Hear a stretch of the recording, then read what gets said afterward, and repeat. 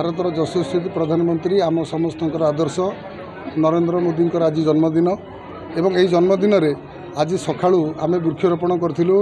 ଏବଂ ମେଡ଼ିକାଲ ସଭା ମଧ୍ୟ କରିଥିଲୁ। ଆମେ ଶେଷରେ ଆଜି ରଖିଥିଲୁ ଯେ ପ୍ରଧାନମନ୍ତ୍ରୀଙ୍କର ଦୀର୍ଘାୟୁ କାମନା କରି ଆଜି ଏକ ଦୀପଦାନ ଠାକୁରଙ୍କ ପାଖରେ ଦୀପଦାନ କରିଥିଲୁ ଏବଂ ପ୍ରଧାନମନ୍ତ୍ରୀଙ୍କର ଆହୁରି କେମିତି ସୁସ୍ଥ ରହିବେ ए भारत वर्षर आवश्यकता अच्छी परिश्रमर आहरी फल आमको आवश्यकता अच्छी जो आज शह शह संख्यार महिला पुरुष आम कार्यकर्ता समस्ते मिसिकी प्रभु को आज आम प्रार्थना करूँ जे आम प्रधानमंत्री को दीर्घायु करंतु एवं तांको सुस्थ रखु। जय श्री राम।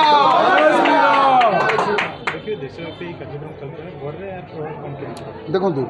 ये गोटे स्वतःपूर्त कार्यक्रम समस्त मन भर इच्छा अच्छी जे आम प्रधानमंत्री जन्मदिन को जी पालुनु जे प्रधानमंत्री केमिति पुणी आउरी सुस्थ रहिले ए भारत वर्ष को ताकर आवश्यकता अच्छी जो जनाभिमुखी कार्यक्रम होउछि ए कार्यक्रम केमिति सी तो सुस्थ रहिले तो आमको आम जो कार्यक्रम होउछि कि जिते डेवलपमेंट काम होउछि तो तांको सुस्थ रहिबा आम पई निहाती आवश्यकता अच्छी जो समस्त कार्यकर्ता आज स्वतःपूर्त भाव में आसिक दीर्घायु कामना कर। देखु बरीवासी मु कहबी जे बरीवासी हृदय रे नरेंद्र मोदी अच्छा तो तांको हृदय आज जो जिनसटा अच्छी सी आज ये प्रतिपादन कर दीपदान कर। मो ना अभय कुमार बोलाई मु बरी ब्लॉक शासन का प्रतिनिधि अच्छी निश्चित आज आम एक गर्व गौरवर विषय जे आज आमर यशस्वी प्रधानमंत्री नरेंद्र भाई मोदी आज 75तम जन्मदिवस यही दिवस को सारा भारत में नुहे सारा विश्व में अत्यंत आडंबर एवं श्रद्धार सह पालन करा आमे आज शह शह कार्यकर्ता बरीर उमेश भाई नेतृत्व में एठारे प्रभु शिव ठाकुर ये अच्छा माँ जागुड़ी अच्छा हनुमान मंदिर अच्छा आम ये बहुत संख्यार ये आसिक दीपदान कलु एवं प्रधानमंत्री यशस्वी प्रधानमंत्री दीर्घ जीवन एवं सुस्थ निरामय जीवन पर भारत में तांकर जीवन अमूल्य तो निश्चित भाव में भारत में तांकर दीर्घायु निहाती आवश्यक। आज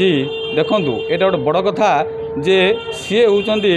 नूतन भारतर विश्वकर्मा जेहेतु विश्वकर्मा प्रभु आमर सारा विश्व को निर्माण करिसेंती मोदी एपरी जड़े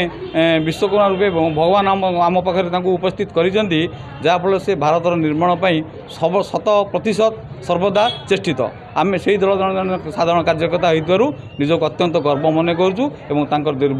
दीर्घायु कामना करूँ ईश्वर पाखे प्रार्थना करूँ। आज गोटे खुशीर दिन आमर यशस्वी प्रधानमंत्री विश्व नेता जहाँ कहते आमर नरेंद्र भाई मोदी जन्मवार्षिक दिवस से दिवस रे आज आम रंपा पंचायत तरफ रंपार समस्त आमर सरकार शुभाकांक्षी एवं मोदी जी प्रति भल पाया समस्त लोक आज आम गछ लगेबार कार्यक्रम जो वृक्षरोपण कार्यक्रम एक माँ के लिए एक पेड़ जो कार्यक्रम रे समस्त आम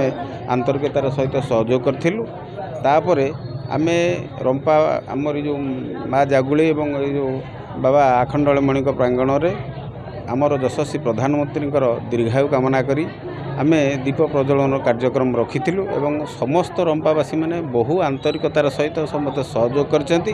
एवं सहस्राधिक लोक ये दीप प्रज्वलन करछंती एवं समस्त आंतरिकता सहित वृक्षरोपण करछंती। नरेंद्र मोदी जो उद्देश्य थिला तांकर 75 वर्ष 75 लक्ष वृक्षरोपण करेंगे ताहा मध्य आज साकार होती एवं तांकर दीर्घ जीवन कामना करके आम आज समस्ते उत्सुकतार सहित